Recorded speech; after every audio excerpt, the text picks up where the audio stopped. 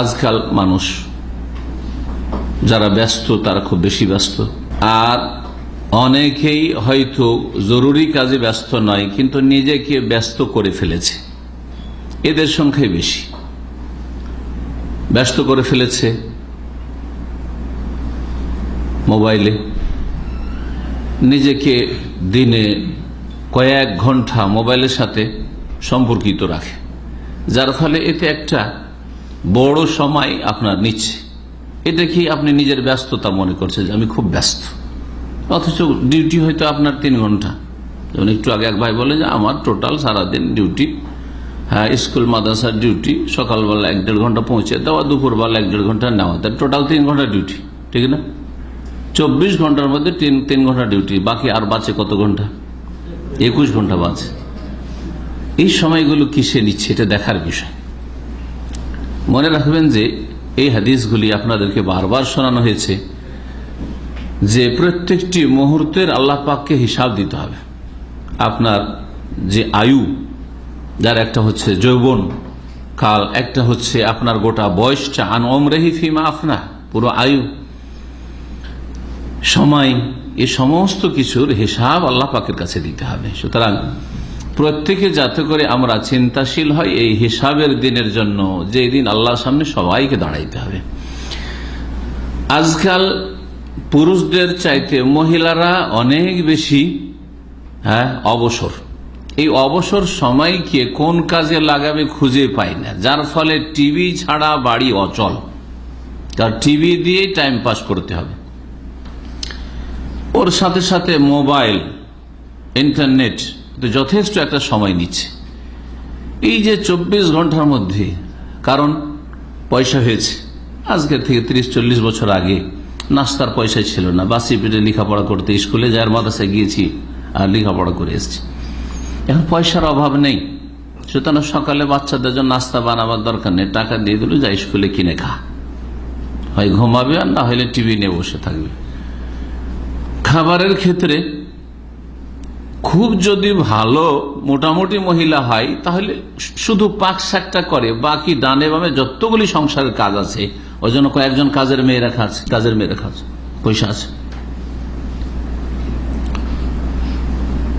আর না হইলে হোটেল থেকে অর্ডার, হোটেল থেকে খাবার নিয়ে চলে আসো, এমনি শখ করে হোটেল থেকে খাবার নিয়ে আসো।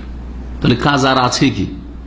হ্যাঁ, গ্রাম অঞ্চলে মহিলাদেরকে একটা সময় ছিল যেই সময় তাদের পাক শাক, বাড়ির পরিষ্কার পরিচ্ছন্নতা ইত্যাদি এসব ছাড়াও তাদের বকরি, ছাগল, গরু, সেগুলিকে চারা দিতে হবে, সবগুলি দেখাশোনা করতে হইত।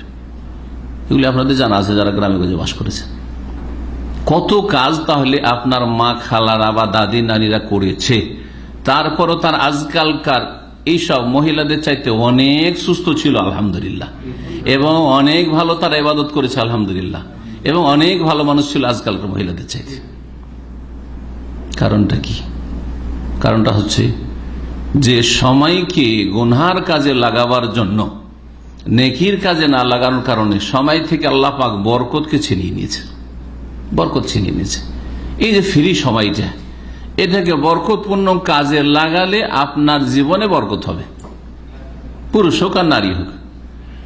আর যদি এই সময়টাকে হারাম, নাজায়েজ, গুনহার কাজে, গুনহা দেখছেন, গুনহা শুনছেন, গান বাজনা শোনা, মিউজিক শোনা, আর না হইলে মহিলাদের ছবি দেখা, পুরুষরা মহিলাদের ছবি দেখছেন ফেসবুকে, ইন্টারনেটে, ইউটিউবে, আর মহিলারা বিভিন্ন বেগানা পুরুষদের ছবি দেখছেন বিনা কাজে, বিভিন্ন কিছু দেখছেন, সিরিয়াল দেখছেন, এই দেখছেন, সেই দেখছেন, ফিল্ম দেখছেন।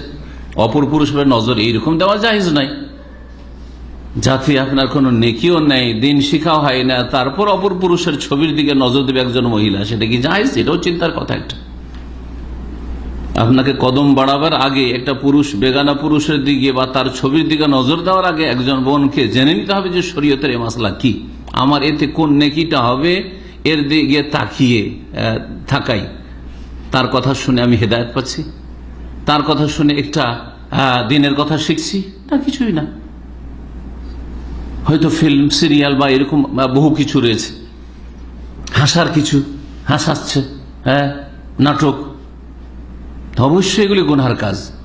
এ সমস্ত কাজে সময়গুলি চলে যাচ্ছে যেগুলিতে আল্লাহ রাজি হন না, নারাজ, অসন্তুষ্ট হচ্ছেন, যার ফলে এই সময়গুলিতে লাইফে বরকত নেই। যখন বরকত নেই তখন এত ভোগবিলাসী আর পয়সার জীবন, সুখের জীবন থাকা সত্ত্বেও অসুস্থ আর অসুস্থ, শরীর চলে না। কাউকে সুগার, কাউকে প্রেশার, আর কারো আর কোনো চর্বি, কোলেস্ট্রল, বালা মুসিবতের শেষ নেই। আর পেটে যদি গর্ভধারণ করে নেই তো বলছে বেড রেস্ট, নতুন একটা ভাষা কিছুদিন থেকে শোনা যাচ্ছে। হ্যাঁ, আমার মায়ের 9 ছেলে মেয়ে, 9 ছেলে, একটা কোনো মেয়ে ছিল না যে সহযোগিতা করবে। তারপর জীবনে বেড রেস্ট ভাষাও জানতো না, আর বাংলাও জানতো না, আর কোনোদিন বেড রেস্টও করেনি। 3 দিনের বাচ্চা হয়ে গেছে, সংসার সব কাজই করেছে। এই 3 দিনের মধ্যে হয়তো করতে হয়েছে যদি কেউ সহযোগী না হয়ে থাকে। তাহলে এইরকমই যারা আজকেও কিছু হয়তো পরিবার আছে, 1000 একটাও নেই, কিন্তু কয়েক সপ্তাহ আগে এক ভাই এসে শোনাচ্ছে যে আমাকে ডাক্তারে বলেছে আর আমার শ্বশুর বাড়ি থেকে বলে দিয়েছে যে এখন পজিটিভ দেখা গেছে, একবারে পুরো বেড রেস্টে রাখো তোমার স্ত্রীকে। মাশাআল্লাহ, বেড রেস্টে মানে শুয়ে রাখো, বুঝছেন তো, সবসময় শুয়ে রাখো, নড়তে দিবে না, চড়তে দিবে না। কি জন্য বললাম যে এখানে এসছেন তো ফ্যামিলি আসেন, বলছেন না না না, সিঁড়ি চড়া যাবে না, আরে লিফটে চড়া যাবে না, নামা যাবে না। আউযুবিল্লাহ। দেখেন আসলে কি করে প্লেনে চড়ে আর নেমে, ওটা তো আরো স্পিডের সাথে এসছে, এতে তো আরো সমস্যা হইতে পারে। ওটা আবার কোন বেড রেস্ট হলো, দেশে থাকা উচিত ছিল বিছানায় শুয়ে শুয়ে। আল্লাহুল মুস্তাআন। এই কথাগুলো এই জন্য বললাম যে এই শ্রেণীর লোক আজকাল মুসলিম সমাজে, তাদের সারা দিনে আল্লাহ পাকের কোন জিকির স্মরণ আছে, কোন একটি সুন্নতি দোয়া পড়া আছে, কোন একটা নেকির ব্যালেন্সের ব্যবস্থা আছে যে আমার ফরজ, হয়তো ফরজটা আদায় করছে কিছু লোক আছে, যারা ফরজ আদায় করছে 5 ওয়াক্ত সালাত আর দৈনন্দিন যা ফরজ রয়েছে সেগুলি, তারাও কিন্তু এই রকমের বড় অঙ্কের নেকি থেকে, জিকির আজকার থেকে, দোয়া থেকে উদাসীন, গাফেল, এবং আল্লাহর সাথে সম্পর্ক তাদের একেবারে দুর্বল, কমজোর, নড়বড়ে। এই হচ্ছে অবস্থা আজকাল। নামাজিদের কথা বলছি, যাদের অতিরিক্ত নেকির কোনো ব্যবস্থা নেই, সময় আছে, ফ্রি সময়, নামাজ পড়ার পরে সময় আছে, নেট আছে, মোবাইল আছে, হ্যাঁ, আর না হলে কম্পিউটার আছে, আর কিছু আছে, না হলে টিভি আছে।